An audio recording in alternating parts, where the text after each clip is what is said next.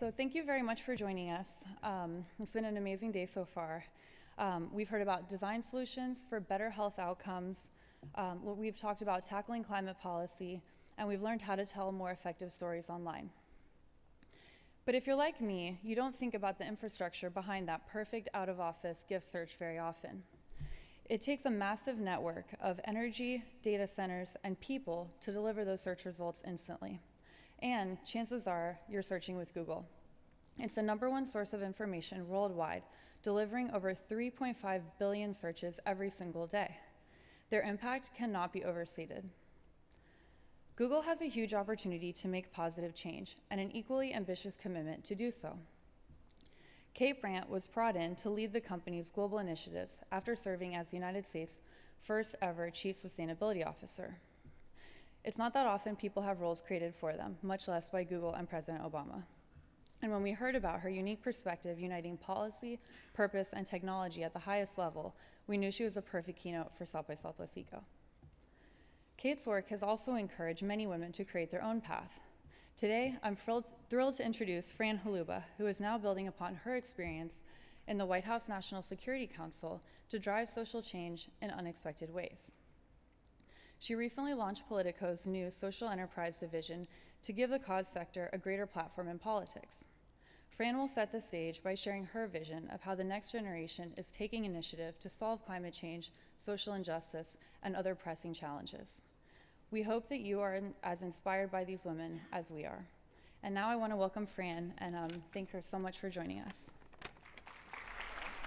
Thank you, everyone. Hi.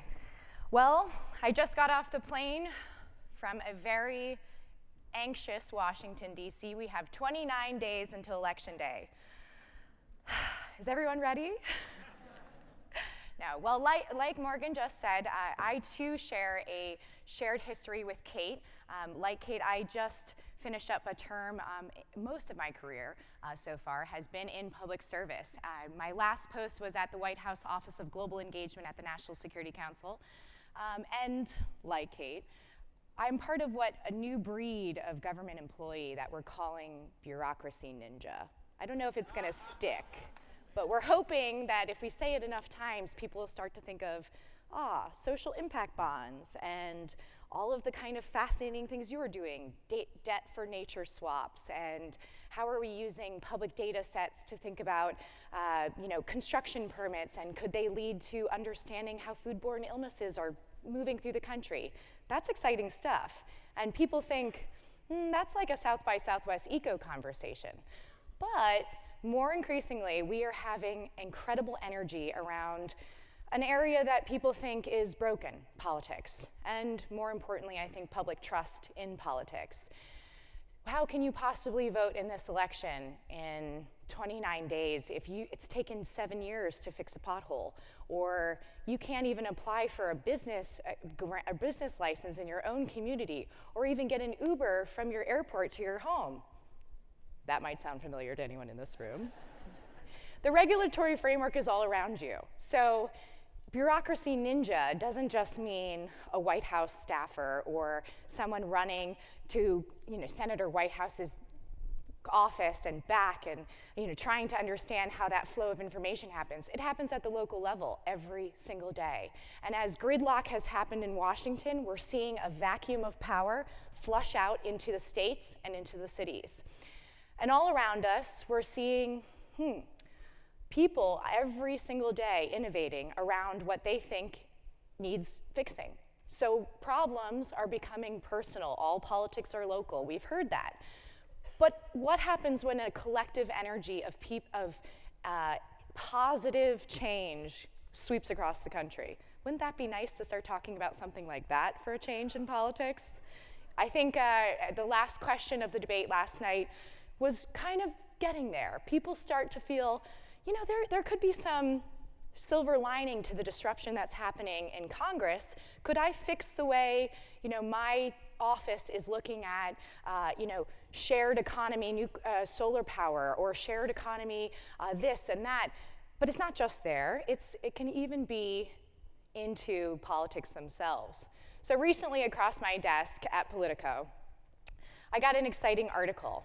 And at Politico, it was only 8 months ago that I started a new division that Morgan was just mentioning. And if anyone is paying attention to the news, which it sounds like you might be, it was a heck of a year to start at a political news company a project called social enterprise. What does that mean? Does it mean that you're going out and going to all of the congressional parties and making your rounds? Not that kind of social. Kind of this kind of social, eco-social.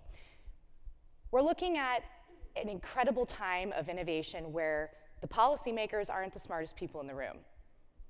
Their staff, due to congressional salary limits and kind of the tough working conditions of making $36,000 a year and working 96 hours a week. I know that sounds fun. But the people that are in those offices are only 25, 26, 27. And so the subject matter experts of the world right now are out in the audience right here, and in the private sector, and in the nonprofit sector. And all of a sudden, we're seeing innovations popping out of NGOs and foundations and social entrepreneurs in their own ecosystems. And they're starting to impact public policy. These days, the government barely goes into a social initiative like this without having those big public-private partnerships that you're all talking about.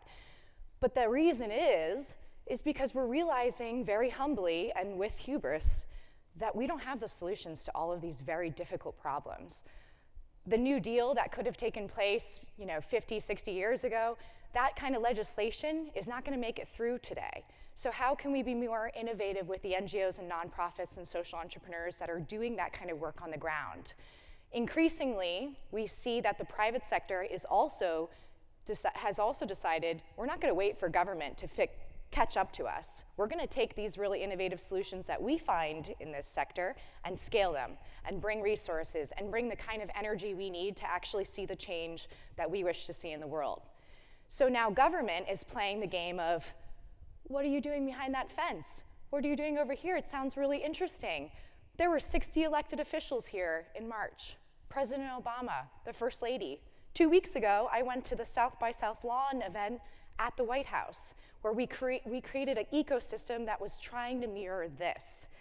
That's really exciting. In fact, my flash tattoo of the Joe Biden and Barack Obama friendship bracelet just washed off, so that means that we're clearly on to the next administration. But with that, the most exciting part of all of this is that we are on the brink of something really exciting. No matter what happens, there will be change in Washington, and there's already change happening across the country. What we do with that change is where we're really looking for all of you to innovate with us. If you want to be a bureaucracy ninja like myself, like Kate, we want you. We want you in government. The door is open, whether you can do it for 6 months or 10 years or the rest of your life. It's a great place to find mission and find purpose, and I know that Kate and I have both really shared a love and a passion of a new type of patriotism. And with that, a few weeks ago, I got an article across my desk from Refinery 29. And it was a good combination of what I would think is life sciences and politics. And it was a reflection on a New York Times piece that had already come out earlier that month about the female bonobos monkeys. And they said in the article, the New York Times article talks about a bonobos monkey's example of how women, multi-generational women, would assemble inside of their different kind of colonies and protect one another and build streams of understanding and collaboration in multi-generational pieces. They were not family. They banded together to try to build a society that they felt was respectful and appropriate for theirs. So no more, monkey business when they don't want it, or, food supply, or the kind of rationing that maybe mother monkeys would need as opposed to male monkeys. And the best part about all of this is that I'm reading this great piece on how, maybe we can learn from the ecosystems around us and the life sciences that are all around us. And the best line of all of it, it says, we really need this because we need boast bitches. I said to myself, we need a boast bitch? What is, can I even say that word? Is that allowed to say? Politico, are you checking? And the end of the article goes on to say that we're most powerful when we're building each other up. And so when I take a meeting and when I build a new mentor or create a new moment of mentorship with a young woman, Kate is the person I most often talk about, because she has shown me that you can drive through exciting new policies and build consensus and get internal stakeholders to actually make real change happen. The President's Climate Action Plan, that's her. The kinds of big momentous moments that we're thinking, the government really thinks about climate change? Are we really there yet, where we live in a country where, you know, not just the GDP is not the only thing that we care about, we also potentially care about, you know, what our return from a social, environmental, socioeconomic status looks like? That's really exciting. And for me, it's an honor to introduce Kate as a wonderful woman, but a leader to me, as a role model for my future career, and a big congratulations to her for everything she's achieved, and we look forward to hearing a wonderful presentation.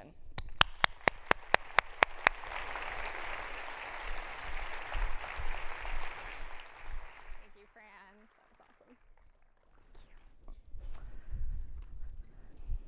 All right, good afternoon. How's everybody doing? Great. Well, Fran, it's so fun to see you again here in Austin. It's a little different setting than the Eisenhower Executive Office building, but it's great to see you. And thank you so much to South by Southwest Eco, and particularly Morgan, for so kindly inviting me to be here with you this afternoon. I've been really looking forward to this. All right, so humankind is using up our natural resources at an astonishing rate. Each year, our economy consumes far more than what our planet can provide. During the 20th century, global raw material use rose at about twice the rate that our population did. And for every 1% or so of GDP, raw material use has risen by about 0.4%. Now this year, Earth Overshoot Day landed on August 8th. Has anyone heard about this, Earth Overshoot Day? All right, a few people. This marked the day that all of us, humankind, exhausted nature's budget for the year. So since then, we've essentially been operating in an ecological deficit, drawing down our local resource stocks, accumulating carbon dioxide in the atmosphere. In other words, society's demand for resources is about what 1.5 Earths could actually provide for us. And now that's just in 2016. The World Economic Forum estimates that by 2030, we are going to have 3 billion new middle-class consumers. And by 2045, the World Bank predicts that the number of people living in cities will increase 1.5 times, adding 2 billion more residents to our urban settings. 2 billion. So these sobering statistics, I think, really highlight the pressing need to revisit the system that we built during the Industrial Revolution, in which we extract something from the ground, we make a product, or we burn it for fuel, and then we ultimately throw it away.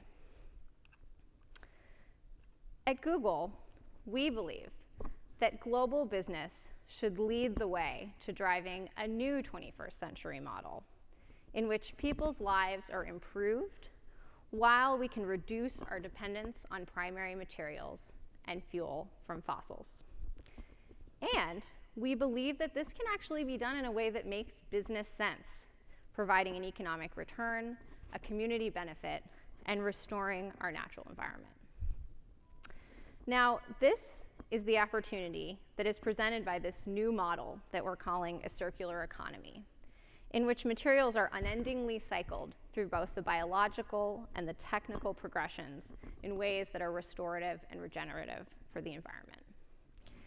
And at Google, we established a goal last year that what we want to do is to embed these principles into our infrastructure, our operations, and our culture.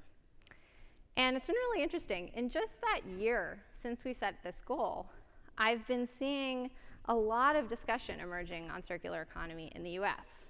And it's funny, you know, when I left my last job at the White House as our CSO, I actually had no one ever come talk to me about the circular economy. But here we are, just a little over a year later, and I see this topic kind of constantly emerging from traditional sustainability discussions. And I think this is really happening for two main reasons. The first is in the context of COP21, the Sustainable Development Goals. I think there's a growing global recognition that the model that we've built from the 20th century is not going to serve us for prosperity in the 21st century. And second, I think that circular economy represents this really great new opportunity to unlock new value, new business models that have the potential for a lot of new double bottom line businesses that can have both a positive impact and a profit associated with it. And after all, the great circular economy organization, the Ellen MacArthur Foundation, they did a study last year that said the value of a circular economy in Europe by 2030 could be 1.8 trillion euros of value. So just imagine what that could be for us in the US economy. But I also think that we're really at a bit of a critical moment in this dialogue in the United States. And we really need to ensure that this doesn't just become kind of a new buzzword for recycling, but that we're actually really driving the kind of systems change that we need to realize this new model. So really, it's for this reason that I'm thrilled to be here today, surrounded by so many experts and leaders to talk about this important area. So what I thought I might do is share with you a little bit about how we at Google are thinking about the circular economy, what's working, but also some of the things that we're really excited about and where we see the opportunities. So we're kind of focused on 4 major themes: utilizing energy from renewable sources, designing out waste from our operations, thinking in systems, and thinking in cascades. So first, renewable energy. We are purchasing renewables to accelerate the deployment of zero carbon energy and to make it accessible to everyone in a way that makes business sense for us as a company. Now, we have actually been a carbon neutral business since 2007. And then in 2010, we started this process of buying renewable energy at scale. And since then, we've actually become the largest non-utility corporate buyer of renewable energy in the world. So what that means is that we've purchased 2.5 gigawatts of renewable energy. And just to put that in perspective, that's about equivalent to taking 1 million cars off the road. And of course, for us, this is also about taking us just one step further towards the ultimate goal, which is to operate on 100% renewable energy. Now, additionally, we've also been focused on how we can invest in new renewable projects. So we've committed to invest $2.5 billion in wind and solar projects all around the world, many of which are the largest of their kind. And beyond purchasing and investing, we're also looking at how do we use our tools to really accelerate the adoption of renewable energy. So what you can see up here on the slide is a tool that we rolled out last year, which is called Project Sunroof. So this is available in 42 states in the US. The way it works is a homeowner can type in their zip code, and then we utilize all the information we have through Google Maps, all of our geo-mapping technology, to tell you how much you could save by installing solar on your roof. And then if you're interested, we can connect you with a solar developer in your area to take the next step. So on to waste. This is another area where we've been really focused on design. Now, today, across our global data center operations, we're already diverting about 86% of our waste from landfills, with 6 of our 15 data centers already diverting 100%. And a couple weeks ago, we made a pretty bold announcement. We decided that we wanted to commit to zero waste to landfill operations across our global data centers.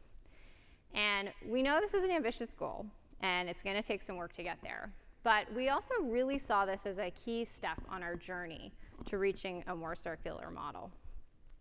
And although that we know with this work, that last 10 to 20% of diversion is really kind of where it gets tough, That's what really makes us excited, because that's where we're going to find those opportunities to design waste out of our system altogether, or to enter into really interesting community partnerships. And we've really already started doing that.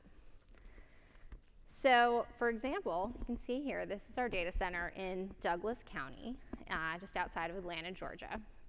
And there, we partnered with the county on a water reuse system that enables the recycled wastewater from the local sewage treatment plant to meet our cooling needs.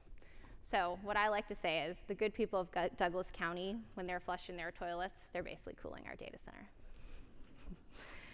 Now, another great example is our data center up in Hamina, Finland. Now, rather than build this site from scratch, we looked out for what were some sites that we could repurpose, and we found an old paper mill from the 1950s. So instead of building from the ground up, we repurposed the site, used a lot of its infrastructure, and were able to use far less materials. Now, at our offices at our hometown in Mountain View, California, on the Bay Area, we've also already achieved about 86% landfill diversion. And in addition to having a really large-scale composting program in partnership with the city, we've also found that a great tool is using technology. In this case, a software system called LeanPath. Now, what LeanPath enables us to do is track our pre-consumer food waste back in the kitchen, things like expired items. And just at our Bay Area campuses this year, that's enabled us to avoid over 392,000 pounds of food waste from going to landfill. So systems. Systems thinking, I think, is truly critical to this work. And so when it comes to our data centers, you may be familiar with them. We like to call them the engines of the internet. And our approach to high performance computing is really the result of optimizing throughout this entire system, from the design and management of our servers to utilizing technology like machine learning to drive the greatest productivity and performance out of our building systems. So as you may know, at the heart of a data center is a server. You can see a bunch of them right here in the image on the screen. And these are the servers that we use every day to make sure you get your Gmail, or you can watch your favorite cat video on YouTube.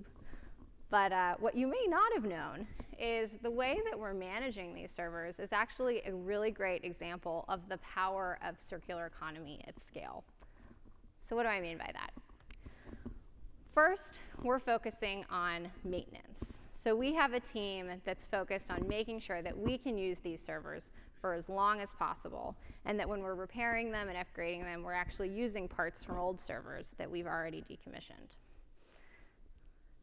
And then what we'll do is we will think about refurbishment and remanufacturing.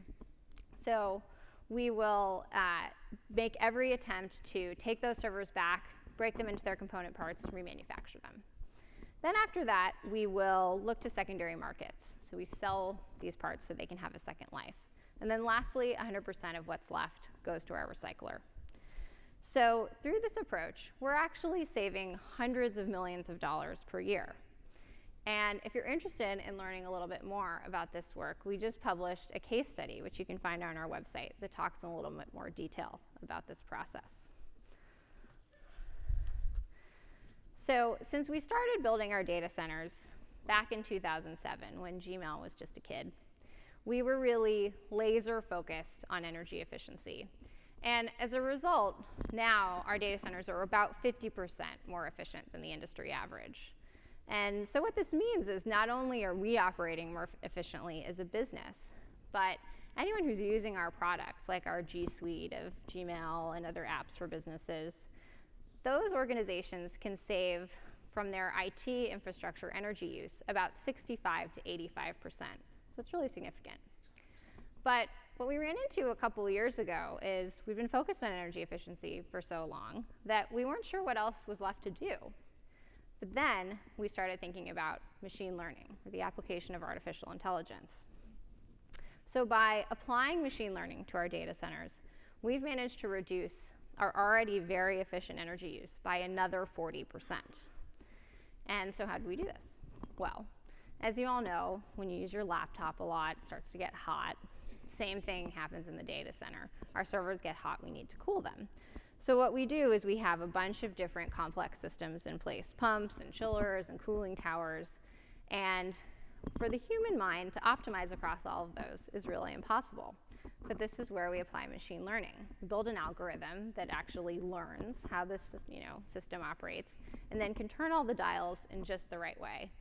And then in this case, poof, 40% efficiency reduction. So we're really excited about this. Not only because by rolling it out across our fleet, we can get even more efficient, but because this points to a huge opportunity for really any industrial setting. You could imagine a power plant or increasing the throughput of a manufacturing facility. So we're pretty excited about this. So cascades.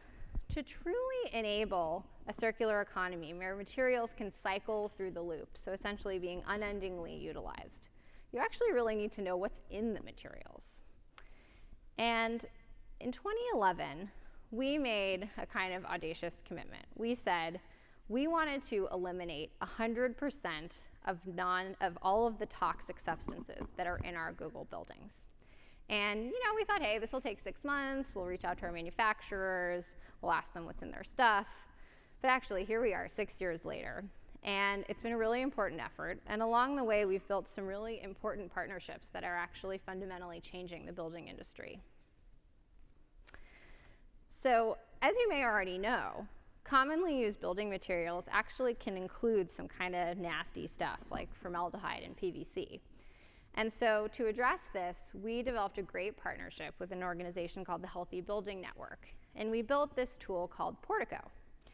And Portico is essentially a web-based application, and it enables a team that's working on a building project to collaborate, research products, track and select the healthiest building materials. And then just a week ago, last week, at Greenbuild actually, we announced with HBN the next phase of Portico, which involved bringing in 4 really great partners. So we now have Harvard University, Durst, Perkins plus Will, and Home Free Affordable Housing, and we're now all going to work together to try to make Portico available to everyone. And the other tool that we built with HBN last year is a public database meant to really address this gap that we've found in health information about building materials. And so what Quartz enables is it's a set of about 100 common building products, and then you can have access to their product composition, environment and health hazard information. So it's a really great tool. So check it out if you're interested. And as part of our focus on healthy materials, we've also been working with our partners at the Ellen MacArthur Foundation on investigating some new solutions to concrete.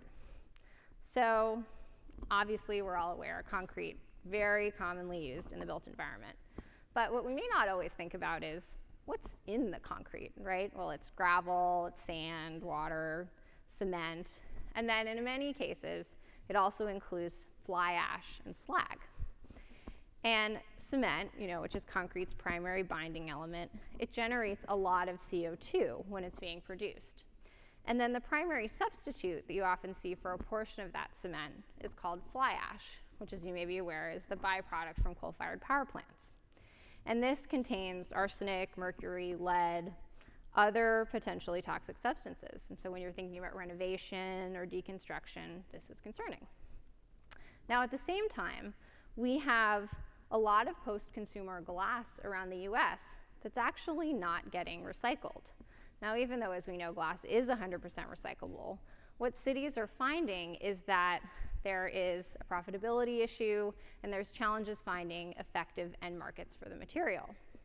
So, to maybe attempt to solve all of these problems at once, what we're looking to do is use what's called glass pozzolan, it's essentially powder of recycled glass, and use that in concrete. So it's kind of early days for this work, but we're excited about the potential. And if you're interested in learning a little bit more about this, we just published a case study on our website along with the Ellen MacArthur Foundation, so feel free to check that out. So as I've been sharing with you, we have been really focused on open sourcing our approach to circular economy in the hope that we can inform what other companies are doing in this space and enable the adoption of new circular business models. But I also have to say, I feel like our journey has really just begun. And when we think about the third industrial revolution, the digital revolution, and the role that Google played in this, as Morgan mentioned at the beginning of her introduction, we also think that in this fourth industrial revolution, in which this digital backbone has the potential to really transform our relationship to the material world, we think that's a place we'd like to play too. So what's our vision here? We would like to become the global reference point for circular economy in the built environment. We want to enable the circular economy transition at a global scale through technology. We want to provide thought leadership by sharing our best practices. And where it's needed, we want to engage in policy conversations to help policymakers understand that the role of business is critical in this transition. So in conclusion, we believe that a global business should lead the way to improving people's lives while reducing or even eliminating dependence on primary materials. And we believe that this can be done in a way that makes business sense, providing economic return, social benefit, and critically, positive environmental impact. Thank you so much.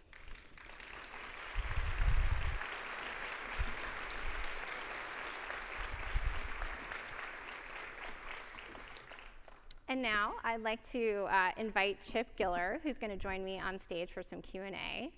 Chip is the founder of grist.org, which is one of the leading sources of news for climate and sustainability.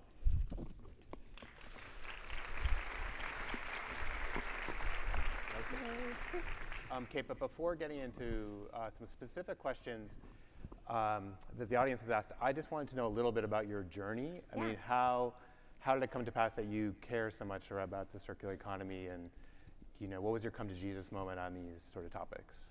Yeah, I mean, I think for me, I've been really focused on climate as a key global issue for a long time, and that's been a huge focus in my career, something I studied in school. And then looking at climate in the context of this even bigger systems approach that we've been talking about, to me, I kind of had that aha moment. It made sense to me that we needed to not only think about that carbon budget that I talked about at the beginning of my talk, but also how are we using all of our natural resources, and just this model that we talked about, this take, make, dispose, that I just think fundamentally cannot carry us forward and lead to the kind of prosperity we all want to see. So that was kind of, for me, that aha moment was climate has always been a core issue for me, but then situating it in this systems approach of circular economy just made a lot of sense.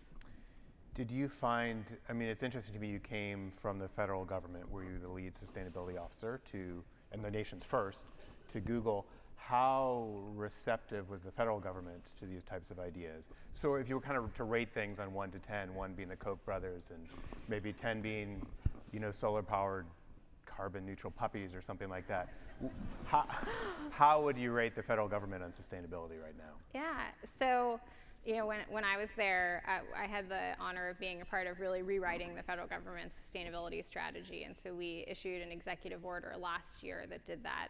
And I think the federal government has been incredibly forward-leaning on sustainability. And what's interesting is it's a lot of the same strategies that we're employing at Google. It's how do we adopt renewable energy? So the federal government has aggressive goals in this space, so does Google. It's about looking at being responsible stewards of water, about how we're managing waste. So I think the federal government has been doing great work, but as I mentioned, what I found interesting was this subject of circular economy, of sort of framing that work in this context of resource efficiency, was not something I heard a lot about. But since then, I think it's starting to happen, and I just met a colleague from the EPA a couple weeks ago at a circular economy conference, and EPA is really taking this on and really thinking about how does this make sense within their mission. So I think there's a lot of work coming. Got it. Is that like a 5? Yeah. Sure. I'm curious how this idea, it's very inspiring what you talked about. I'm curious how high it kind of penetrates. I mean, if I ran into Larry Page in the halls here, would he know what the circular economy is? Yeah, I mean, what's been really cool for me, since I'm still fairly new to Google, is that these values are so core to the company, and they make so much sense to our founders that, we started, as I mentioned, we started thinking about efficiency from day one, from before we even built our first data center, from when we encased our first server in Legos, because we thought that was the easiest way to go, or our founders had desks that they built out of, just what they found around the office. So efficiency, utilizing resources effectively, being sustainable has always been core inside the company. Yep. So I don't know if they would use those words, circular economy, but the words aren't really what's important, right? It's the concepts, it's the systems approach, and that I think is totally in our DNA. Are executives across the company, might they be measured or their bonuses tied to any of these concepts? Yeah, I mean, again, what's interesting is it's so core that it comes up in conversation all the time. Yeah. I mean, we're constantly hearing from our leadership about efficiency, about how do we continue to innovate, how do we take new approaches like machine learning, as I talked about. Yeah. That's been a huge breakthrough for us, and that started as someone's side project. Now it's a huge focus for our entire data center operations. Great. Well, let me take a question from the most popular question from the audience. This person, anonymous, says, inspiring. Can you give an example of a company or an industry embracing the circular economy concept and that produces a physical commodity that is mass produced? Yeah. So the fast-moving consumer goods space is another area where a lot of companies are really thinking about the circular economy. And so I mentioned in my talk, the organization that we're a part of, that I'm a big fan of, called the Ellen MacArthur Foundation. Chip, I know you said you know Ellen too. So they're based in Europe, so they don't have as big a presence in the US yet, but more so all the time. And they have a group of global partners that we're a part of. So some of the other companies in that group that have really kind of taken this on in a big way are companies like Nike. And I actually just sat on a circular economy panel with my counterpart at Nike recently. So Nike in the fast consumer goods space, they're thinking about this really hard. We also have seen, they have Kingfisher, which is like the Home Depot of the UK. They've been very focused on circular economy. Renault is one of their partners who's looking at how do you in the auto industry apply these principles. So you're really seeing it emanating across a lot of different industries in interesting ways. Crispy in the audience asks, when do you think we will start mining our extensive landfill inventory for minerals, metals, and stream that waste into the circular economy? Yeah, it's an interesting question. And when you talk with someone like Ellen MacArthur, who's sort of a visionary on circular economy, she actually wants us to envision a world where there isn't a landfill, actually where nothing ultimately goes to landfill. In terms of today's landfills, I think that could be tricky. But I think ultimately the goal is that zero waste to landfill, that we're repurposing everything in ways so that it's never ending up there. Tricky because they're just piles of muck now? Yeah. Okay. I mean, I have not studied this closely, but that's not sort of part of the conversation that I've heard. That's my technical summary of the situation. Mucky. I think you put it just right. So I imagine that kind of embarking down this path at Google has involved some trial and error. Has there been any kind of false starts or a big mess up that you guys have learned from, and could you talk about that? Yeah, I mean, I think for us, as I said, we really feel like we've only just begun. So a lot of what I talked about is kind of a work in progress, and we're big fans of sharing where we are, but we also think that the work is never really done.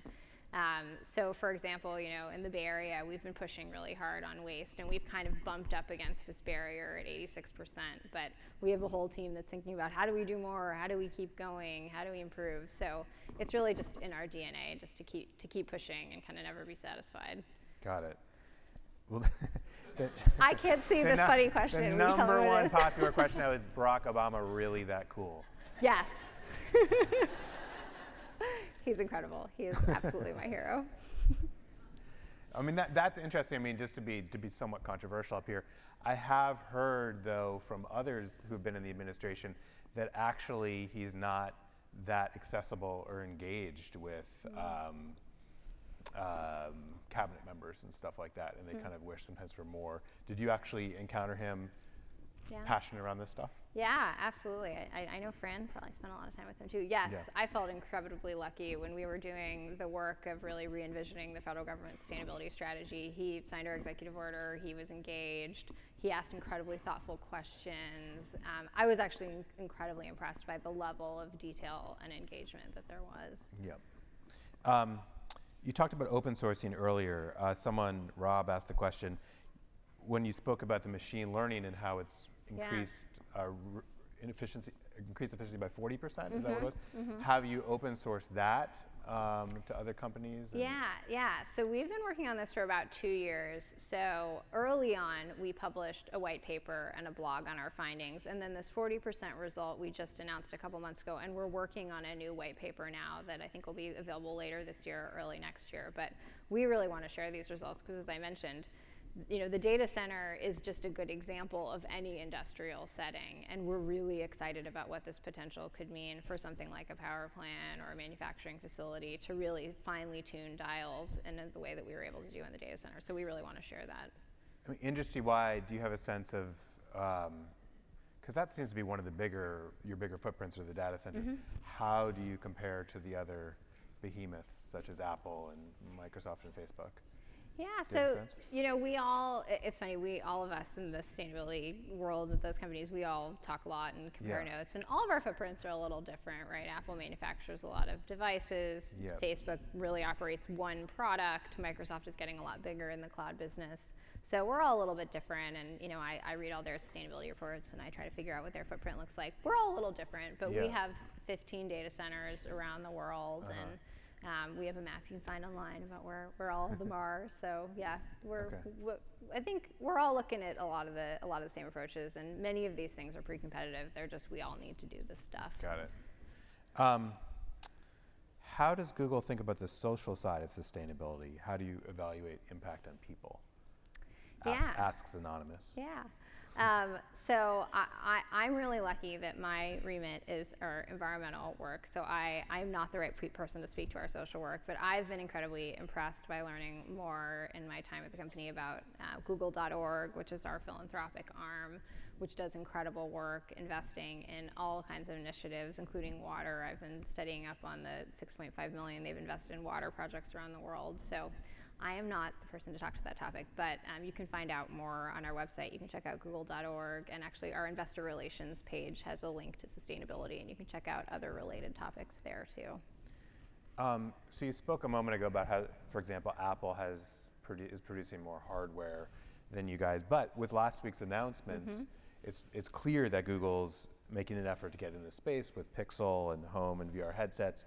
So this seems like from the get-go you guys could think about this stuff, sourcing and so forth. Is that being taken into consideration? Consumer electronics married to the circular economy? Yeah, absolutely. We have already done a workshop with our partners at the Ellen MacArthur Foundation with some of our designers that work in that group, and we're really excited about that potential too. So kind of more to come, but I think there's a huge opportunity there too. Okay. So I do kind of, like, if you could, say we were gathered here 3 years from now, what do you think we should hold you accountable to having, I'm just trying to get a little bit more concrete. I mean, I'm not asking 10 years out, but I'm saying 3 years out, what type of shifts do you think we might really see? Big shifts. Yeah, it's interesting. I get questions like that a lot, and what I'm realizing, I've been at Google a little more than a year, how much happens there in a year is almost staggering. Like this machine learning thing, we never would have expected the result even a year ago. So it's a little tough to answer that question, but I think we will continue to push on everything I talked about. We'll get to 100% renewable. We'll push towards zero waste to landfill. We'll continue thinking about health of materials and trying to really drive that market. But I also hope and totally expect we'll be working on other things that I don't even know about today. And that's what's really exciting, is the pace at which we're innovating and trying new things. And they're not always going to work either, but we just keep going. I'm just kind of curious, not to probe too much, but how is your success evaluated in the company? Yeah. It's really continuously driving improvement, continuously ensuring that we have the right strategies in place to lead in our own operations and to deliver products and services that help make everyone more sustainable. So that's really what I focus on. Okay. Do you have a sense, and there's been a couple questions in this vein, how much do your users care that Google's engaged in this work? Do you think this is something that matters to a lot of the Google users? If someone's doing a search or whether using Google Drive, does this resonate with users on the whole, or is it a niche set of users? Yeah, I think it definitely resonates. I think people that are technology forward are interested in these topics. So I really think it resonates, and it also really interestingly resonates with our employees. I think we have a lot of people inside the company that care about this too. But yeah, no, I think it's definitely resonating. Britt asked a question, which let me see if I can fully understand. How is Google forecasting tech developments that will potentially make things like e-waste negligible? So examples are like the VR, AR revolution, things like that. How much, I guess the question is, how much is your work married with sort of the big thinking about where technology is going? Right. I think that's kind of that last point I was making, that fourth industrial revolution, about really changing our relationship to the physical. I mean, that's where I feel like we've only just begun, whether it's the sharing economy, the application of sensors and the Internet of Things to make your home more efficient, to make your commute more efficient. I think we've only just scratched the surface there, but we're really excited about what that opportunity looks like. And we've been starting to look at this idea of a circular city. What are the technology enablements of a circular city? And starting to imagine, well, it runs on G-Fiber, and you have your solar on your roof from Project Sunroof that I talked about, and you have a self-driving car, and you have your Nest and your other devices that are efficient. So we're starting to imagine what is that technology underpinning, but that's where I'm really excited to see what the future holds and what role we can play. Well, there's actually some other questions in this vein, so sorry if I've hit this a little bit before, but what work is currently being done to reduce waste from some of this hardware you're creating, mobile phones and such? Yeah, so for us, most of our hardware waste is in the data centers, as I described. So that's the case study that I made reference to that you can check out on our website. But that's the approach that we're taking, where first we're keeping our servers in use as long as possible, then we're reusing parts, remanufacturing, selling into secondary markets, and then the rest gets recycled. But sort of that's the last step we're actually really interested in, and that's kind of the circular economy vision. How do you keep materials in use at their highest value as long as possible? But then at the end, recycling is a great approach, and that's where we work with a responsible recycler, and 100% of what's left goes to them. When you talked about on campus, this is not the hardware stuff, but you talked a lot about increasingly waste is being diverted from campuses. Where is it being diverted to? Yeah, so compost has been a big focus for us. So we actually worked with the city of Mountain View, where our headquarters are, to develop their first composting program with businesses. And that was so successful, it's now been rolled out across the city. But it's also about that preventing waste from the beginning. So that was that lean path technology I talked about. So actually avoiding the waste from ever being created. And then we also do a lot of recycling in Mountain View as well. Kate, there are several questions along the lines of how much financial muscle is the company willing to put in this vein? I think like sort of the first wave of sustainability in the corporate world was often picking off low-hanging fruit that really immediately affected the bottom line of companies in the short term. I'm kind of curious what leeway you have or sway to make some significant investments that will cost in the short term, but maybe bets that will. Yeah, absolutely. I mean, that's why I'm really excited about the circular economy model, where you can actually align the business case. So I talked about our huge focus on renewable energy. We actually are seeing a very strong business case for that work, because we're locking in long-term contracts, we're signing 10, 15, 20-year contracts. We get price certainty. Power is one of our biggest cost inputs for our data centers. So we get that price certainty, and we get fuel choice diversity. So we see a great business case there. Or I talked about data center hardware as well. The way that we're applying circular economy principles, we're saving hundreds of millions of dollars. So we're actually really finding that there are powerful ways to align these interests. And then that's also where I think these new technologies, these 10x opportunities are coming in. They're really exciting, like the machine learning. Okay. Well, let's take this question from Amanda. She asks, is Google looking at strategies to utilize atmospheric carbon for building materials, or regenerative land use that can put atmospheric carbon back to life? Yeah, so I talked about. We're getting all manners of No, questions. it's great. Yes, yeah. I talked about the work that we've been doing on glass and concrete. Yep. We've also been investigating other technologies, and including using concrete as a carbon sink. So I'm personally really interested in that technology. So we're always exploring new solutions. There's a question from the Northwest that I was going to ask. And I'm from the Northwest, so I get to ask this. One of your data centers is, part of the Columbia River, Snake River ecosystem. And, there's a saying in the Northwest that when you turn on the lights or you use energy, kind of a wild salmon pops out. I wonder if you take this sort of thing into consideration. So it's cheap energy, it's hydro, it's incredibly affordable, the carbon emissions are low, but it's killing an iconic species in the Northwest. Is this something that you guys take those sort of things into account, or will you? Yeah, that's a great question.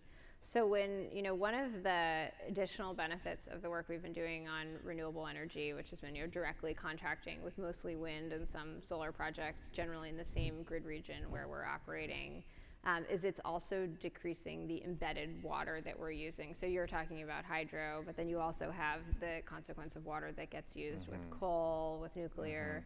So we're actually in the process of calculating this number now, but we're also looking at renewable energy that's also having this added benefit of reducing our water consumption from more traditional energy sources. How big is your team, by the way?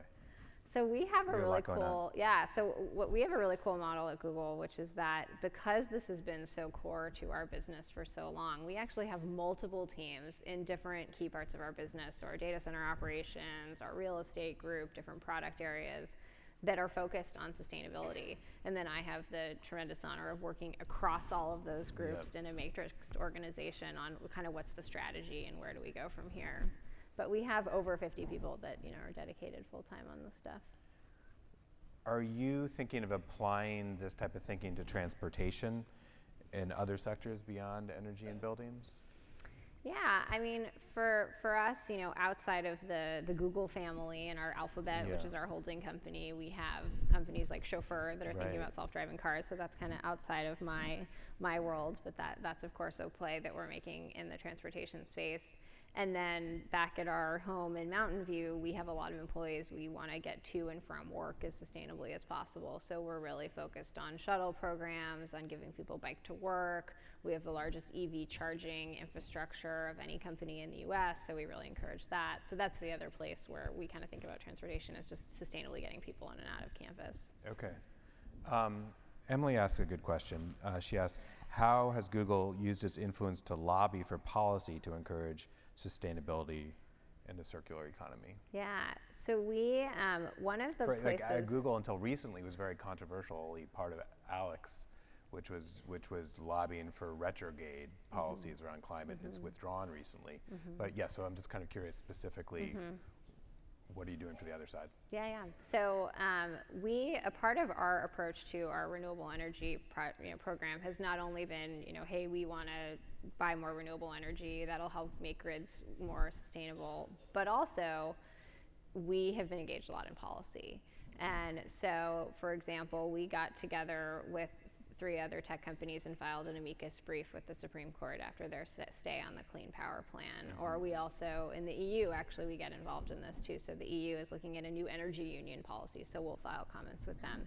So we will look for ways to get involved, and we'll also do that more at the state level too, in states in the US that are regulated, where we actually can't do these kind of direct power purchases. We'll work with the utilities, with the public utility commissions, to try to push and help move policy structures that not only help us get more access to renewables, but help everyone get more access. Okay, that's a big shift, I think. So we're about out of time, but I did want to ask a question, final question, and that is that a goal at GRIST, the organization I run, is to kind of map out a future that doesn't suck. And so I like that. I just, outside of just the circular economy, I'm kind of curious, what's your idea of a future that doesn't suck? What might that look like in 50 years, and what needs to happen in the next few to head down that path? Yeah, I mean, I really think it is what we've been talking about. It's about fundamentally rethinking how we use resources and not just this sort of take, make, dispose, on average throwing things away a year after they were manufactured, but really fundamentally rethinking that. I mean, that for me is, I don't know, that I know you said beyond circular economy, but that for me is the system shift, right? And the technology enablement of that, how that requires new business models, new approaches to how we're using natural resources, climate benefit. So I don't know, that's what I'm excited about. Well, thank you, Kate, so much for being here. Yeah. Thank you.